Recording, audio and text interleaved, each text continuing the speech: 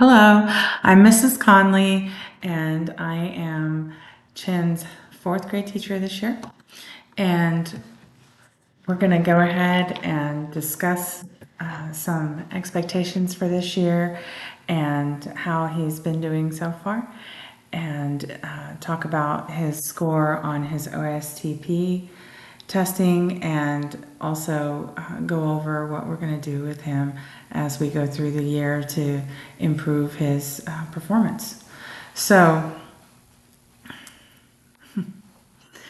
it's been really fun getting to know Chin. He has this ability to think outside the box, which is going to really help him as we go through and move him to higher levels of thinking and creativity. So the OSTP is the Oklahoma School Testing Program, and that's the big test that he took at the end of last year. And so we're going to go through his scores and then discuss what changes we need to make or what focuses we need to have for next year or for this coming year. So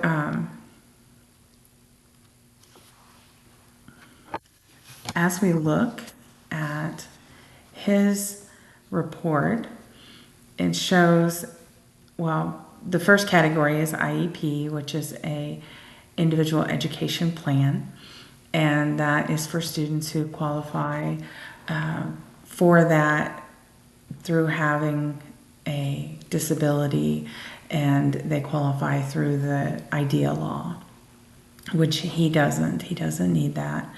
His performance level on his test at the end of last year was basic. And so the basic, what that means is that it means that the student shows partial mastery of the essential skills for that grade level. They go with the standards, but they don't have full mastery yet. So whenever we see that, the next thing we want to do is just go ahead and skip down to the last column, and that's the growth column. And that column, you can see there's a 9, and what that one tells us is that we scoot back to the column before, the OPI column, and that's his total score. A 300 score is proficient. So the growth tells us if he'd have made 9 more points, he would have received that proficient score. So he's right there on the borderline, and we need to be able to just try to get him to bump up just a little bit so that he can earn that higher level. It's so close. So when we go back to the different areas that were tested within the ELA, it has reading and writing progress or process, critical reading and writing, vocabulary, language, and research. And when we look at that for him, every one of those categories has the same level that he performed at, and it's at/near the standard. So he was very, very close to being in that, being at grade level or having the proficient performance on his test. If he made those extra 9 points on the total test on his score, then he would have been in the proficient category, and that is when the student shows mastery of the grade level essential standards and is completely prepared for the next grade. But we are going to work on that this year. And what we're going to do is we're creating a plan for Chen to be able to support his learning. With that, with his academic growth, we'd like to, we have a program that is a phonics program called HD Word, and It goes through more difficult areas of phonics, like TCH and things like that.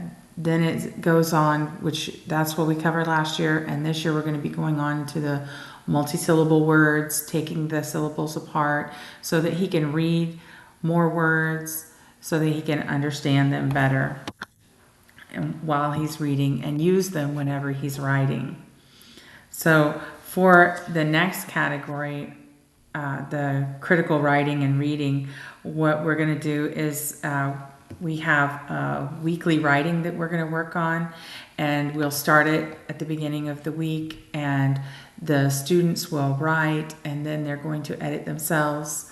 Next, they're going to have a peer edit them, and then will be the teacher edit. So as we go through the week, they're going to continue to learn from their writing and make adjustments in their writing where it's needed, correct their spelling, correct their language, different things like that as they go through, so that they can make those improvements and learn from each other as they are learning to make better writing choices. The next category on the test was vocabulary, and we're going to do word study. We're going to take words apart, go to those root words, and then look at the prefixes and suffixes, learn how to put all that together to grasp the meaning of those big giant words that they are intimidated by when they first look at them, before they learn to take them apart and find that themselves. Then we're going to work on language, and we're going to do some language activities every day that are going to include correct usage of adverbs and adjectives, taking apart sentences so that they can tell which words connect to each other, and use that as they go back to their writing. For the research, we're going to do inquiry lessons to where they're presented with a question or a picture or something, and they have to research and find out about it, and then get that information together and present it to the class. So I think we are going to have a great year. And like I said, his scores are just almost where we want them to be in that proficient area. So we want to be able to encourage him, to be able to work with him and go through, and when it's testing time, make sure he has a good night's sleep, make sure he has a good breakfast before he comes in, and make sure he's on time. A big part of testing is just making sure that the students are prepared for class. And, if they're sick or something, keep them home. But if they can come to school, they need to be here every day, because every day we're learning something new, and that'll help him to be successful in the future. Did you have any questions about the test or class?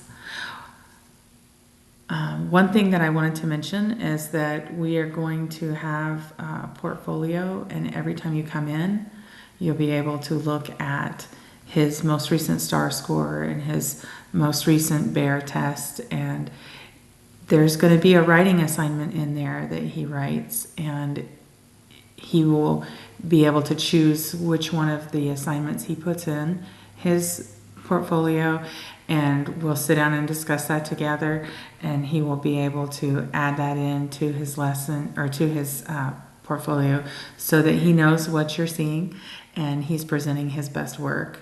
And I think that will help him to be able to focus on making those best choices in class and go forward with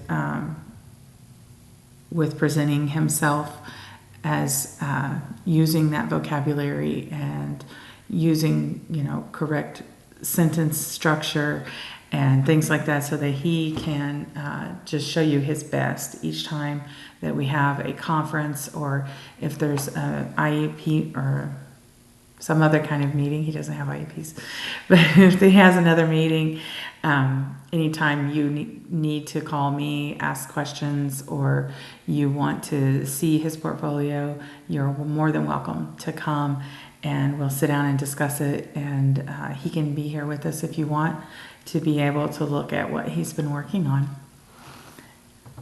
Thank you.